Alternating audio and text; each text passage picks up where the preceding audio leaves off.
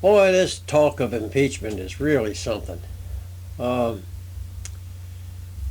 in the Constitution, it talks about a court of law and that a man is free until proven guilty of something, so he's therefore innocent, and that it takes a jury of 12 peers to convict him.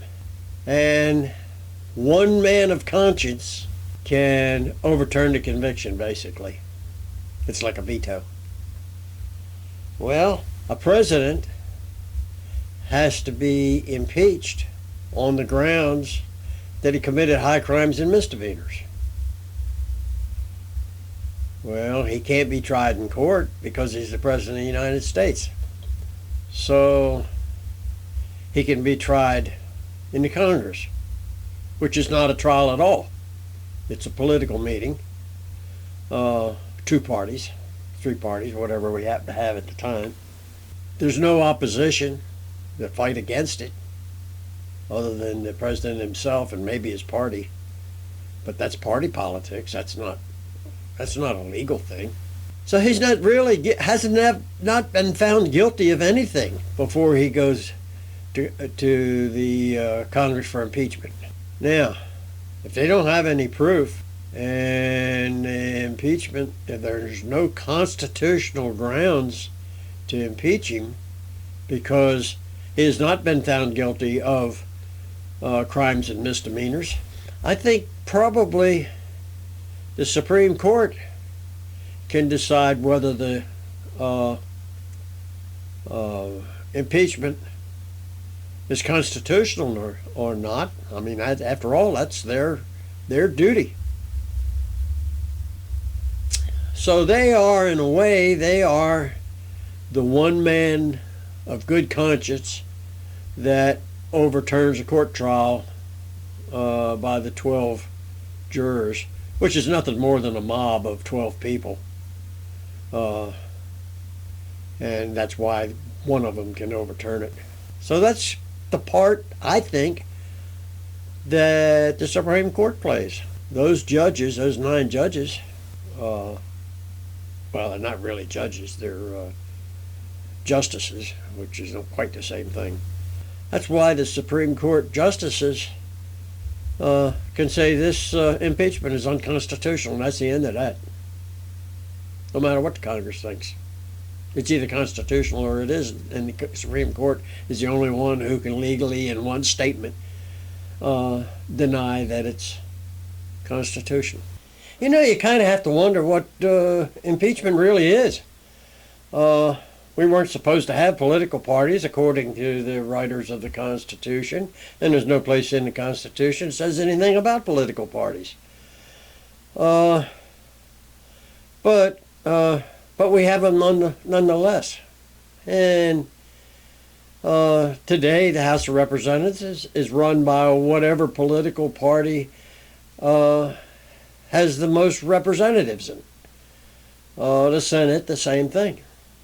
So political parties have really thrown a curve into impeachment. First of all, the Attorney General has to bring evidence to the House of Representatives that a crime has been committed, but they can't decide whether or not it was really committed or not. All they can do is look at the evidence and decide whether or not there's enough evidence for the Senate to take it up in impeachment hearings. That's not a conviction of anything. So the Senate then has to take it up, and they can decide whether or not that evidence is real and valid. They can't convict the president of any crime. They can only say the evidence is valid, and so therefore they can vote to impeach, and but that can't take him out of office.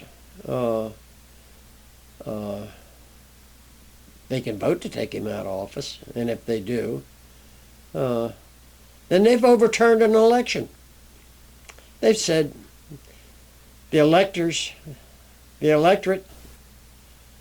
voted with bad judgment in electing a president of poor character of some kind. They can't find him guilty. Only a court of his, a jury of his peers can find him guilty, and one of them can refuse to find him guilty, and that's the end of that trial.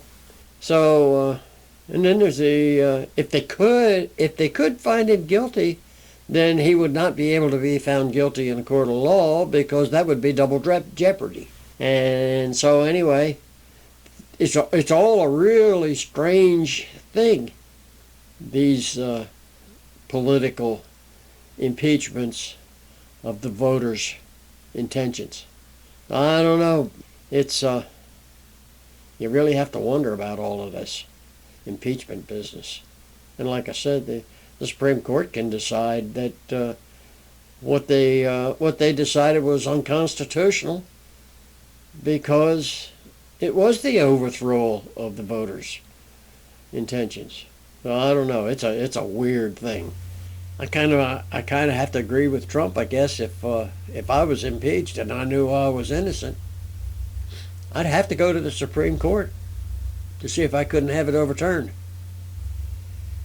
Well, you know, if you're in politics, you have to know that you're either on the attack of the other party, or you're on the defense of your own party.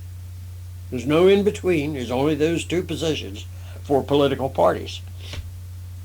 Kind of looks to me like, at this point, since there's no grounds for impeachment, to throw as many of those Democratic sympathizers into prison through the court system, tried to do a coup on the President of the United States.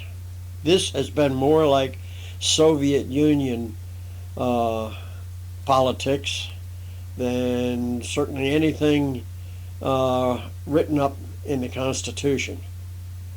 And the good news is there's a remedy for it. And the remedy begins now with an attack from the Republican Party. I'm a Tea Party member, and have been since 2006. About 2006. Maybe 2005. I don't know. Anyway, I wrote a blog for the Tea Party for a long time, and my own blog, and then I moved my blog to the Tea Party website, and had a lot of followers. But almost everything I wrote was about the constitutionality of what was going on at that time in government. And I was glad to see Obama win the election in a lot of ways, because I thought it would be good for black Americans. But I was really worried because we changed the Constitution in order to elect him.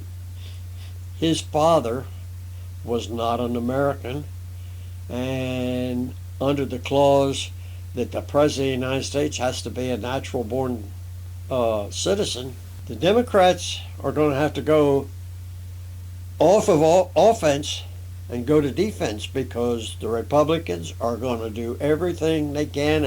Obama was not. He was a citizen, but he wasn't a natural-born citizen because his father was not an American. Now that's never been amended to change that so that doesn't apply. It still applies. Every president must be a natural-born citizen. His father must be an American. So we're coming to the end of that. That was one of the big things that raised the Tea Party, and it was one of the big things that raised the Constitutional Party to power. Both affected the Republican Party, The Democratic Party never had any group that brought the Democratic Party closer to constitutional government. But they now have a group that brings the party closer to socialism, which is anti-constitutional. You cannot take a man's business away from him for the good of the nation, because it's his property and he is a free man and he is free to run it as he sees fit for his profit. We've still got all of this to fight out. But I hope the Republican Party will go on the attack with this, because it's very important. We can't have open borders with people coming from every nation, every third world nation in the world, that coming from escaping corrupt governments and all of that, and coming to the United States and having a welfare state. We can't have a welfare state now. It's a huge part of the financial problems the United States is having today. We can't afford it. And in that I'm including Social Security, free hospitalization, medical care, and all of those things that we're arguing over. You can't have those things if we have open borders. You just can't, because we'll have millions of people come here, and they'll come here and get their free hospitalization and go back home in a lot of cases. I feel sorry for the Democrats, because they have shot their wad. It's all over. Republicans, I don't mean they're going to shut down the Democratic Party, but the Republicans are going to go on the attack now. And all the Democrats will have is defense, and a damn poor defense at that. Okay, that's what I had to say.